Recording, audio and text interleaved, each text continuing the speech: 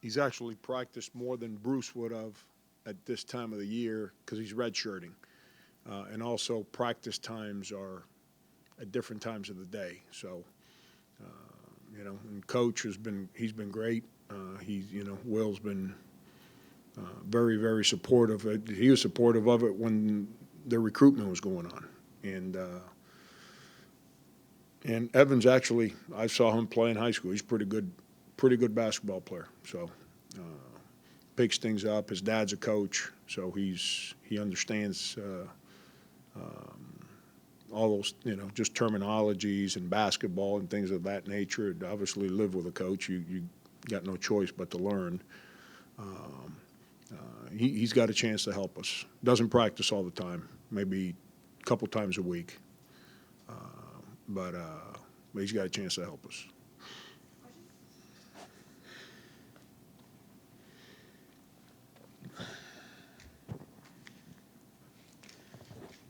Franco, with Evan, would he, assuming that the football team makes a bowl game, would he be able to join you guys during that month where they're practicing and not playing? How would that work?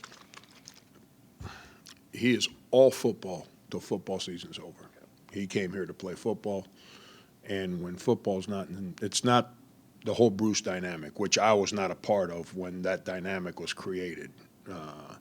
I kind of inherited that, and Coach Spurrier and I spoke the way through it, and they just maintained whatever agreement was in place before. Evan's going to play football. He's here to play football. He's part of the groundwork to help Will build that foundation that they're going to have that program going at and headed towards. When that season's over, then he'll start practicing with us. And also, Frank, these past couple of weeks, some teams sometimes take advantage where you can go play a super secret scrimmage. If you guys did play that, how did it go? If I told you, you'd put it on page 57 of the sports page, not headlines of the sports paper, so why would I share that information?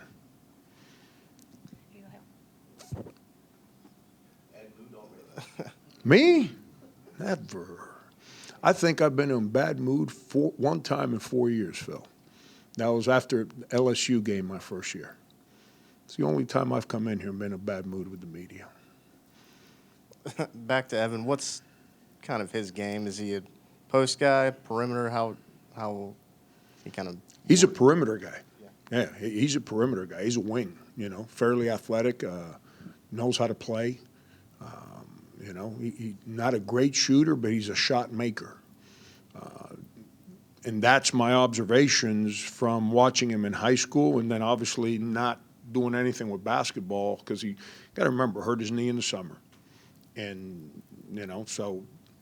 and been nothing but football for 4 months or whatever it's been. But he's got a chance. He has athleticism, has an understanding how to play. The first time he practiced was, if he was open, he let that thing go. I like that about players. I don't like players that are bashful. I like guys that have an aggression to how they play, and he definitely has that. John, come back to you. Is there anything about this team that surprised you over the first couple weeks of practice, whether it's physicality or adapting to the offense, or how quickly they've picked up on things? Just anything that's kind of jumped out at you?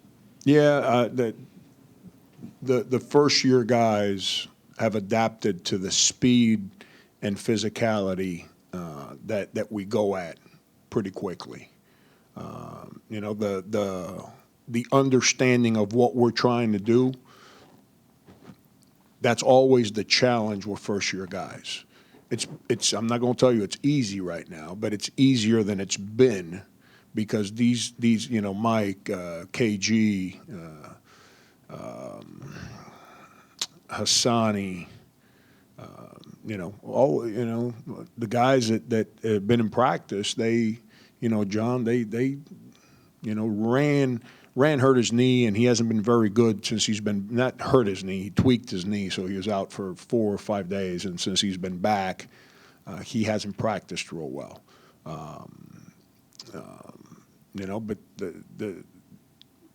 But they've adapted to how hard they have to play. how fast we do things. They've adapted a lot better than any of the guys we've had before. That goes back to being a credit to Sindarius and Dwayne and Justin, PJ, Chris, just because they learned from those guys the year before and through their experiences here. And now they've done an unbelievable job of representing how we have to prepare around here for us to be good. It's part of our DNA, who we are, who we've worked so hard to create over the past 4 years. And those guys have been great showing, and those first-year guys have been great and receptive with that workload of embracing it. Now we need to start expanding a little bit what we're doing, because which is what I tell them, John, which is where young guys start getting left behind sometimes. You know, when you're playing in a game and let's use Sindarius, who's been phenomenal in practice. Him and PJ have been just unbelievable in practice. But I'm just going to pick on Sindarius because he's been around here the longest. And Sin has a favorable matchup in a game. You got to have different things that you can run to put Sindarius in an advantage situation. That's where young guys get left behind because there's so much information that they have to embrace and understand. That we get ready to start doing some of that. And you know, that's my challenge this year is I got to have enough things to keep the older guys moving forward as players, but I can't leave the young guys behind either. We got to find that balance. Much in that same regard, I know Newberry kind of runs a unique system, but with this game, are you going to treat it more like a game or as an exhibition? I know in the past you haven't scouted as much for some of the exhibitions, but what do you plan to do with this game? The players and one of the assistants, I think it's Bruce, if I'm not mistaken, he'll prepare the guys. I'm not watching film. I watch our guys right now. I watch film, and I don't mean this as a slight to Newberry, but it's an exhibition game. Heck, I'm going to play combinations that might not play together. I'm going to play some guys maybe more minutes than I would if the game counted.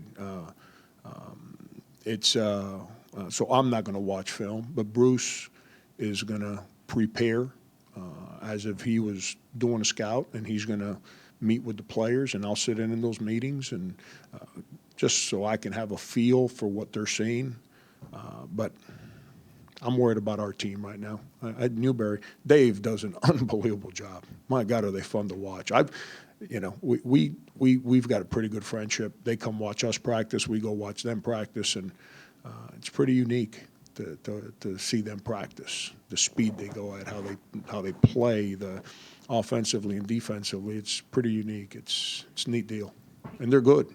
They're good. Our first-year guys, our older guys have figured this one out. Our first-year guys are probably going to show up and think that they're going to have an easy day, and they're going to find themselves in a bad spot a couple times. Frank, when the players were in here earlier, they talked about how the disappointment of not making the NCAA tournament is kind of fueling their desire and what they learned from that. Have you been able to see that from them in practice, or is that something that you talk to them about? Yeah, well, I don't know if I speak to them about it, Rick, but we have spoken about those kind of things, and I don't want to speak for the players, but I can tell you the way I've spoken to them about it. You know, you can't sit around and say, well, we were disrespected and we belonged, and therefore we're going to work hard. No, on the contrary. You got to look at it and say, we worked real hard, but we made some mistakes, and it wasn't quite good enough, so I got to be better. I got to become a better shooter. I got to become a better teammate. I got to become more in tune. I can't take a game for granted. I can't take a day for granted. That's how I've spoken to them about it, and I think that's the way that they've embraced it. It's not about sitting around and that Sunday when the boards went up, yeah, me and them, we were all mad, and we're like, man, this makes no sense. This is ridiculous. We've done everything we can. We belong in this thing. But you get away from that emotion, that moment, and if you continue to dwell on that negative vibe, then you're not going to get better because you're worried about what other people think about your basketball team. as we've gotten away from that moment, you actually look back and say, you know what, our guys are real good. Our guys gave us everything they had. And for that team, we maximized who we can be. Now the guys that are back, what we talk to them about is like, we should have figured out a way to beat Missouri at Missouri. Should have figured out a way to beat Georgia one of the 2 times in the last 10 days of the season. We should have figured out a way to beat Mississippi State at Mississippi State. Those are opportunities that were there for us that we let get away from us. And, so that's the way we've tried to approach it. At least that's what my message has been to the players. Franco, what is the status of Rakeem Felder? Whenever that changes, I'll speak about it.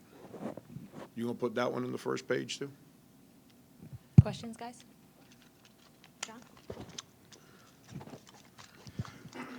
With the athleticism and some of your big guys and the experience at guard, do you plan on playing a little bit more open offensively? And if so, Yeah, John, let's talk about that, because I don't know where this whole perception's been created about me since I've been here, that I play slow and that I like restrict. You realize that the only team that shot more balls than us last year was Kentucky? But for whatever reason, and I'm tired of answering that question, not to you, but in recruiting in this community. So obviously there's a lot of people around here that must be reporting it and fans talking about it, that we play like methodical and slow. That just drives me insane. Go look at the numbers, my whole career. You can compare our offensive numbers. If you eliminate, my first year here, you can compare our offensive numbers with Duke, Kansas, and North Carolina as far as field goal attempts and things of that nature. But for whatever reason, I said it the day I got hired, and I'll say it the day you guys decide that I don't need to be here anymore. I play fast. I can't stand slow basketball. I love playing fast on offense. I love playing fast on defense. I like aggression. I don't like passive. Brent Williams has the scoring record for a player in this building. He wouldn't have scored more points than anyone that's played before him in this building if we played slow. Michael Carrera scored 34 in this building. He wouldn't score 34 if we played slow. Sindarius Thornwell and Dwayne Notice, they have both reached 1,000 points in their career before their junior year season ended. They wouldn't have done that if we play slow. So I like fast basketball. Now, if you told me, are we going to shoot it better? We need to. We field goal percentage offense it's gotten better every year I've been here, but it's been inconsistent. That's not good. That means I got to do a better job of creating cracks for certain players to get certain shots, and the players got to do a better job of continuing to work like Michael did to become a better shooter.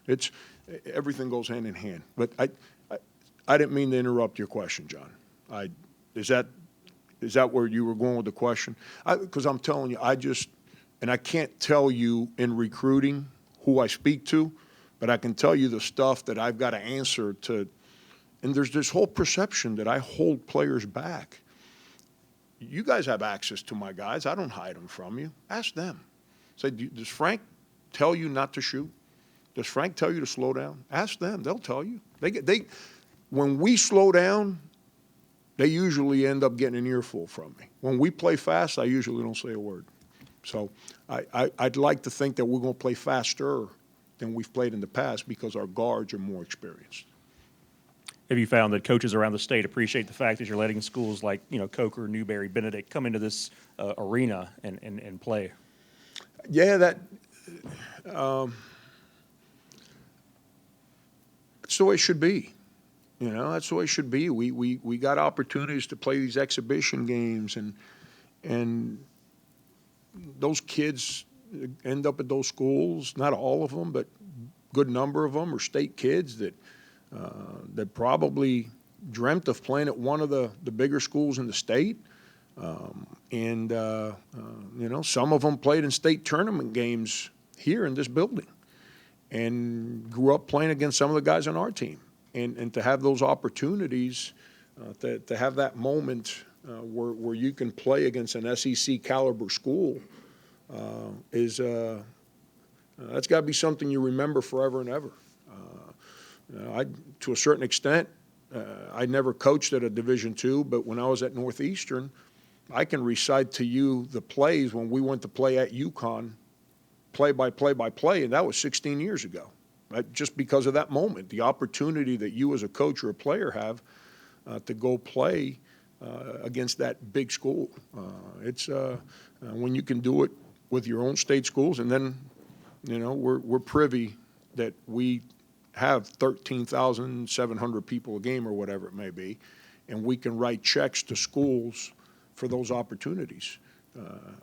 Writing those checks to the schools in our own state to continue to help them build and grow and provide for their athletic department, that's also important to me. And I think those coaches appreciate it and they enjoy it, and it's a good experience. Coach, how has PJ's game developed from year one to year two, and does he have the keys to the offense right now, and do you feel comfortable with that in just his sophomore season? Yeah, just mentally. He's in a much better place. He's stronger. See, the other part, when he reported for his freshman year, he was barely a year removed from ACL surgery. Like he couldn't play his whole senior season. He played here and there and kind of took time off. And so he was coming off ACL surgery that he was sped up. He had, I want to say the surgery was like in July, and he started playing in November. So that's like 5 months after ACL surgery. And so he was never as healthy as he needed to be entering his freshman year. He's in a better place physically. He's in a better place mentally. I think the most important part of everything, it's like every single freshman, they realize that college practice is a lot harder than most people prepared them for. And now he comprehends how hard it is when he's got Sindarius on him every drill, every day in practice. He understands that, so he's better prepared to approach it that way. And when you learn how to practice, then and only then can you have success in a game. And especially when you play the game at the point guard spot. Does he have the keys to like everyone else? They got the keys as long as they do things the right way. He's been phenomenal all summer, all preseason. I expect him to have a very, very good basketball season. I expect him to do a lot of things for our basketball team. See, he did them at times last year. And you can go down the list, and I can, because that poor young man got criticized like no one. The number of questions that I had to ask as to why he didn't play better was just yuck. Instead of anyone ever pointing to the fact that as a true freshman, he made the plays that he made to help us win the games that we won to set a school record for number of wins. You don't do that unless your point guard's any good. And we beat Vanderbilt. He made 3 unbelievable plays coming down the stretch against Vanderbilt. We beat Clemson on the road. He made unbelievable plays. 2 back-to-back shots against Clemson. We don't win that game unless he makes those shots. Down in the Virgin Islands, he for 3 games, he played his tail off. But like all freshmen, as the season gets long, they get tired. And the pressure to win gets greater, not smaller. He didn't get swallowed up by it, but he just wasn't mentally and physically prepared to continue to have success at a high rate as the year went long. He's in a much better place there this year. Frank, Chris was in here talking about how he's been working on his post game, playing back to the basket instead of face up. And he is one of the most experienced bigs you have back. Is there one guy among the freshman bigs that you feel very confident to go, put him out there and start, or will it be a rotation? You didn't ask me about Chris, but Chris might be our most improved player. The way he's practicing right now, I hope that translates to the game production, but he's practicing extremely well. With his understanding where he belongs, his ability to do exactly what he told you. Like, we couldn't throw him the ball in the low post last year because you didn't know what was going to happen. And if he did shoot it, it didn't go in very often. He'd only score on open court dunks and layups. He's really, really gotten better in there. He's rebounding the ball at a high rate. With the young guys, they're all contributing. They're all contributing. CeeDee's close. CeeDee won't play. We didn't speak about. He will not play this weekend. But the vision is for him to start engaging, preparing for the following weekend. Will he play or not that weekend? I don't have that answer yet. But a month ago, I had no idea what the time frame was going to be. But eventually, he'll get in there too here pretty soon. And but Mike, KG, Jarrell. I know people don't like to ask questions about walk-on players, and a lot of coaches won't speak about walk-on players. Jarrell's so much better than he was a year ago. When we talk about who's helping the team, usually we're talking about who's scoring 20 points or grabbing 10 rebounds in a game. Who comes in and gets better as a player so practice has become that much more demanding and competitive? Jarrell's gotten a lot better. It's making those freshmen be better every single day because of the way he approaches what he's doing. But they all ran the same thing. Ran was actually starting to practice pretty good, and he tweaked his knee. I want to say he missed 4 or 5 practices, and now he's been back.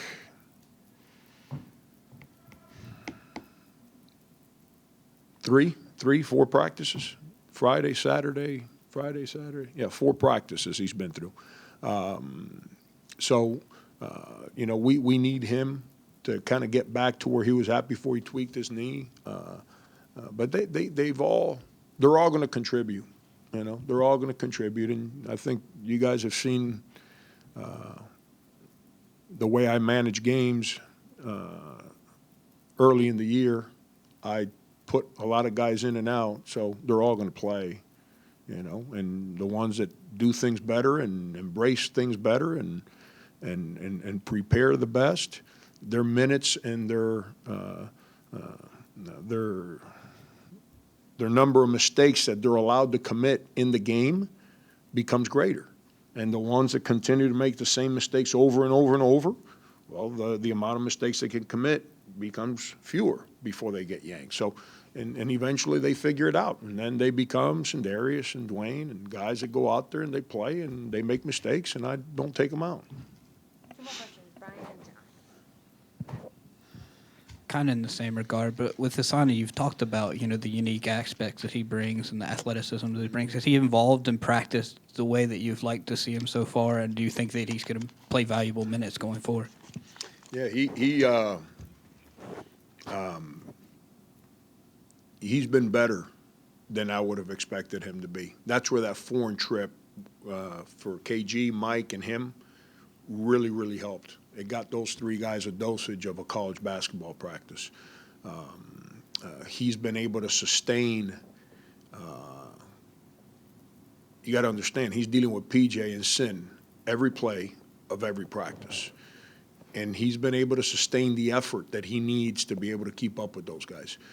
Where I thought he'd struggle, which is that, he's done well.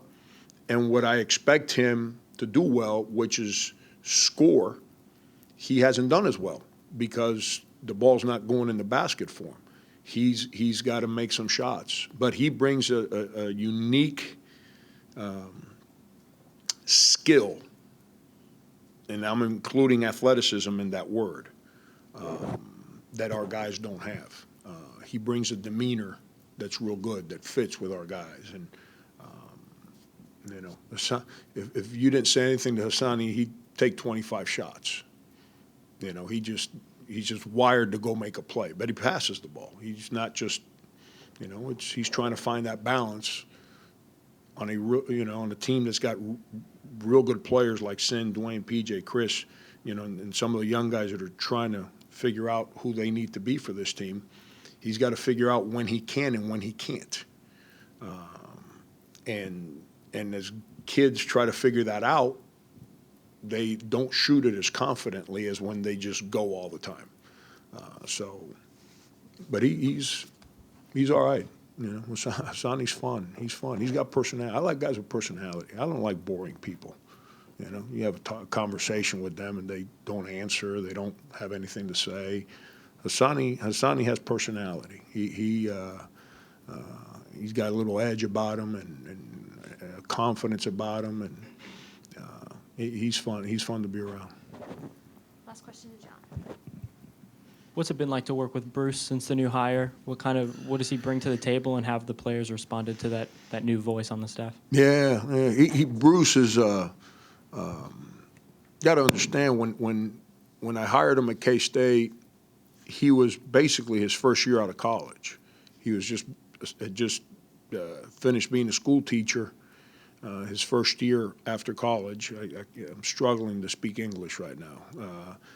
He was a year removed from college, from his playing days, and he was completing his first year as a school teacher. So I hired him, and I hired him in an administrative role, so he couldn't go on the court and coach. Bruce has a very quiet demeanor. He's not loud. He has grown so much. And I'm telling you, what made me hire him at K-State was the ability he had to keep the attention of those three guys he was working out the day I was in his gym, keep their attention while he's got volleyballs flying across the other side of the gym, people sitting in the bleachers, all kinds of stuff going on. Yet he had those three kids completely in tune with what he was doing. He has grown so much from a basketball perspective. And he's trying to figure out how we do things.